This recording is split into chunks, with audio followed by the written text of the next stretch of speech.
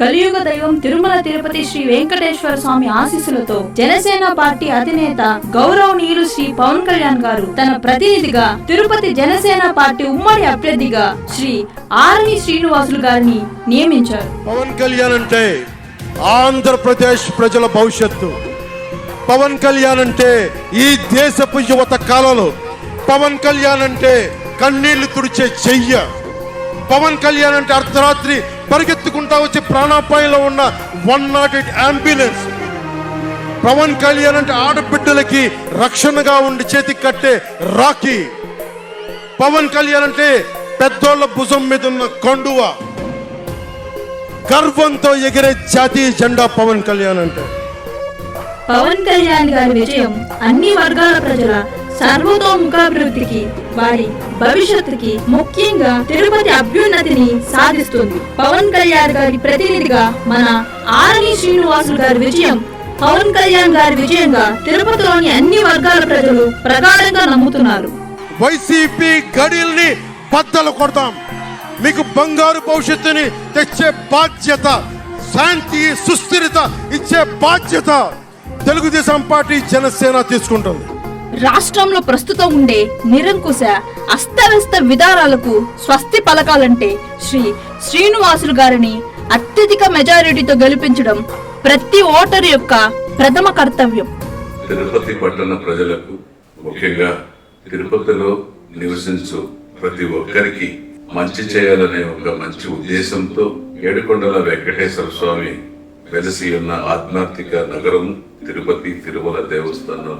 ఇటువంటి పుణ్యక్షేత్రంలో భగవంతుడు అవకాశం ఇవ్వడం, ఆ ఏడుకొండల వెంకటేశ్వర స్వామి పాదాల కింద మీ ఆర్ని శ్రీనివాసులు సేవ చేయడానికి తిరుపతి పట్టణానికి భాగ్యం కలిగించిన తిరుపతి ప్రజలకు చేతులెత్తి నమస్కరిస్తూ, ముఖ్యంగా తిరుపతి పట్టణంలో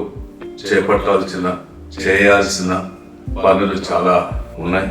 అందులో ముఖ్యంగా మన తిరుపతి పట్టణంలో మొట్టమొదటిగా ప్రజలందరికీ చేరువలో నేనుంటానని, తిరుపతి పట్టణంలోనే నివాసము 25 సంవత్సరాలుగా ఏర్పాటు చేసుకుని ఉన్నాను. ప్రస్తుతం నేను తిరుపతిలోనే స్థిరపడతాననేసి కూడా మీకు తెలియజేస్తూ, ఖచ్చితంగా కూడా మీకు 24 గంటలు అందుబాటులో ఉండి, ఎవరికి ఏ ఇబ్బంది కలిగినా, ఎవరికి ఏ అవసరం వచ్చినా, ఏ కష్టం వచ్చినా ఖచ్చితంగా కూడా అందుబాటులో ఉండి నా వంతు తీర్చే భాగ్యం భగవంతుడు అవకాశం ఇస్తున్నాడు. దాన్ని మీరందరూ కూడా ఏకీభవించండి.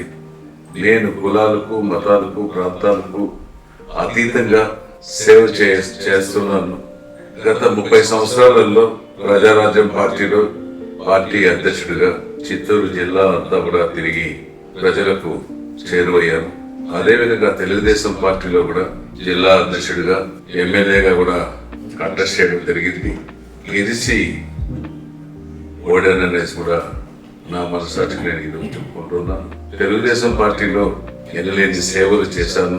ఇటు ప్రజారాజ్యము, ఇటు తెలుగుదేశము, నేను చేసిన సేవలకు చంద్రబాబు నాయుడు గారు ఒక అభివృద్ధి లక్ష్యంగా, పేదలే ముందుకు రావాలని, యువత ముందుకు రావాలని ఒక లక్ష్యంగా పవర్ స్టార్ పవన్ కళ్యాణ్ గారు జనసేన పార్టీ ఆవిర్భావం చేయడం, ప్రజలకు మేలు చేయాలని, మంచి చేయాలనే ఉద్దేశంతో జనసేన పార్టీ స్థాపించి జన సైనికులను, వీర మహిళలను రాష్ట్రంలో ఏర్పాటు చేసి బడుగు బలహీన వర్గాలు, యువకులకు అన్ని విధాలుగా తోడుగా ఉండాలనే ఒక ముఖ్య ఉద్దేశంతో పిడికిని బిగించి, నేను ఉంటాను, నేను మీకు చేస్తాను, నన్ను ఒక సినిమా స్టార్ గా చూసి ఆదరించారు, ఒక ప్రజా సేవకుడిగా నాకు ఆశీర్వదించండి, ఖచ్చితంగా కూడా నేను ప్రజలకు సేవ చేస్తాననేసి కూడా మాట ఇవ్వడం జరిగింది.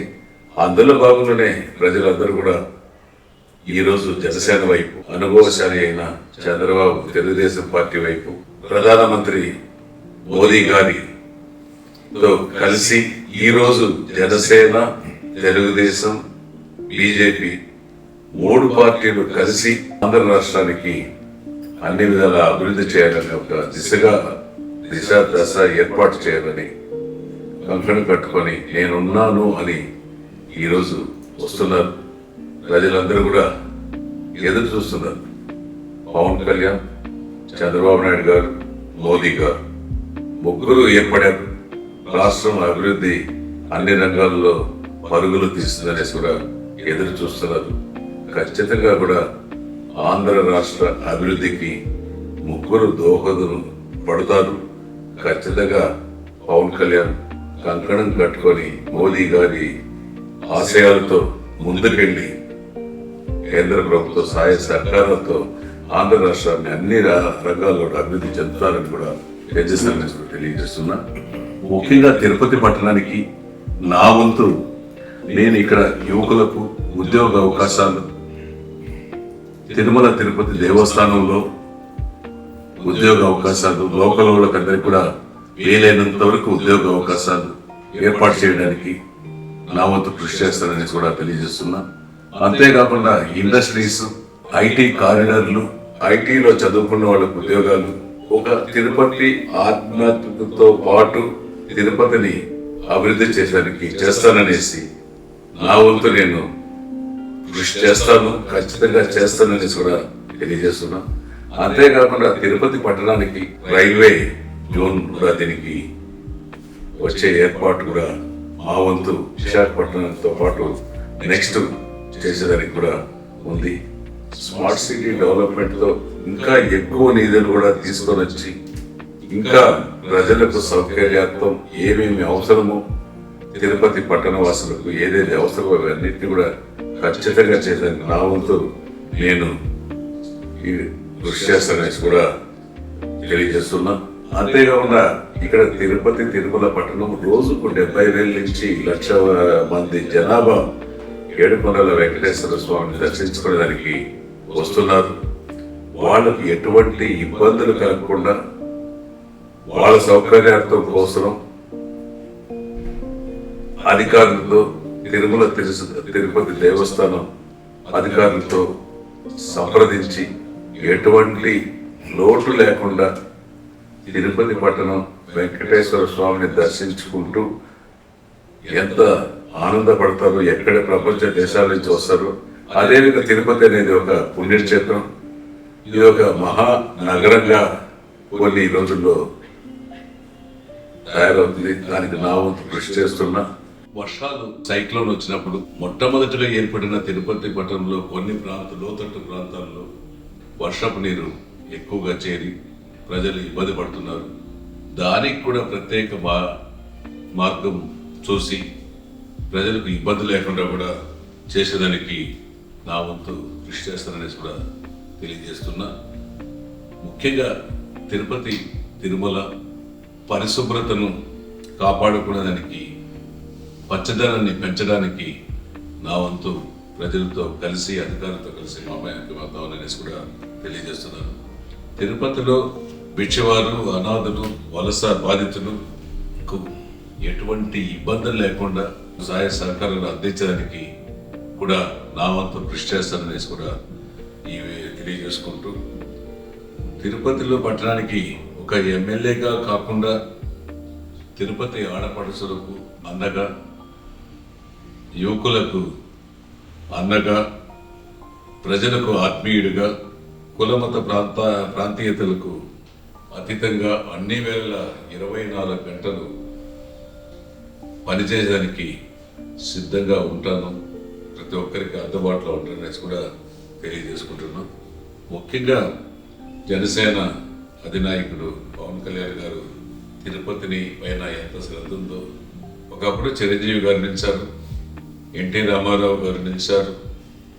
ఇప్పుడు అటువంటి పుణ్యక్షేత్రంలో పవన్ కళ్యాణ్ గారు మాకు అవకాశం ఇవ్వడం ఒక మహాభాగ్యంగా ఏడుకొండల వెంకటేశ్వర స్వామికి మొక్కులు తెచ్చుకుంటూ ఎటువంటి పొరపాట్లు, తప్పులు చేయకుండా ప్రజలకు ఇబ్బంది కలగకుండా చేస్తాననేసి కూడా ఏడుకొండల వెంకటేశ్వర స్వామికి సాక్షిగా మేము మీకు మాటిస్తూ, అధిక సంఖ్యలో ఉండే తిరుపతి పట్టణంలో ఉద్యోగులు, వ్యాపారస్తులు, ప్రజలు, ముఖ్యంగా యువత ఓటు హక్కును ప్రతి ఒక్కరూ వినియోగించుకోవాలి.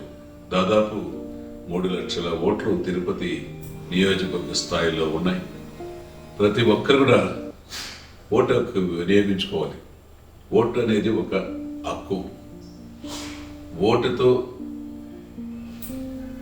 జీవితాలు, ప్రభుత్వాలు, తలరాతలు మార్చేటువంటి ప్రాధాన్యత కలిగిన ఓటు.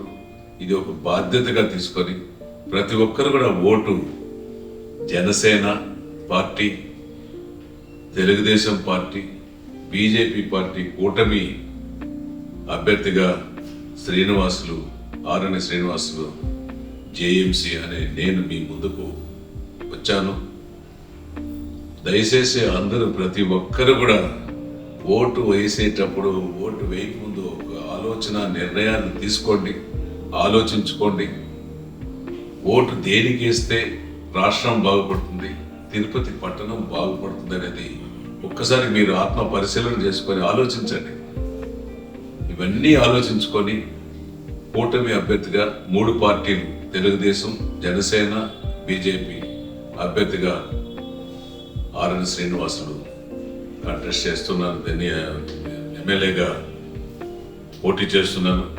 కాబట్టి ప్రతి ఒక్కరు కూడా గాజు గ్లాసుకు ఓటేసి ఓటును నిర్లక్ష్యం చేయకుండా 100% తిరుపతిలో ప్రశాంతత కోరుకుంటూ గాజు గ్లాసుకు ఓటేస్తారని ఆశిస్తూ జై పవన్ కళ్యాణ్, జై జనసేన, జై తెలుగుదేశం, జై బీజేపీ కూటమి అభ్యర్థిగా శ్రీనివాసులు గాజు గ్లాస్ గుర్తుకు ఓటేయాలనేసి కూడా మిమ్మల్ని అందరినీ కోరి ప్రార్థిస్తున్నాం. జై హింద్. తెలుగుదేశం విజయం సాధించాలని కోరుకుంటూ, జనసేన వర్ధిల్లాలని కోరుకుంటూ, జనసేన విజయం సాధించాలని కోరుకుంటూ, ప్రధానమంత్రి నరేంద్ర మోదీ గారు మరొక్క మారు ప్రధానమంత్రిగా రావాలని కోరుకుంటూ, భారతీయ జనతా పార్టీ వర్ధిల్లాలని కోరుకుంటూ మేము ముందుకెళ్తున్నాం. మీరందరూ మాతో పాటు కలిసి నడవండి. మీ భవిష్యత్తు కోసం నేను అండగా ఉంటాను.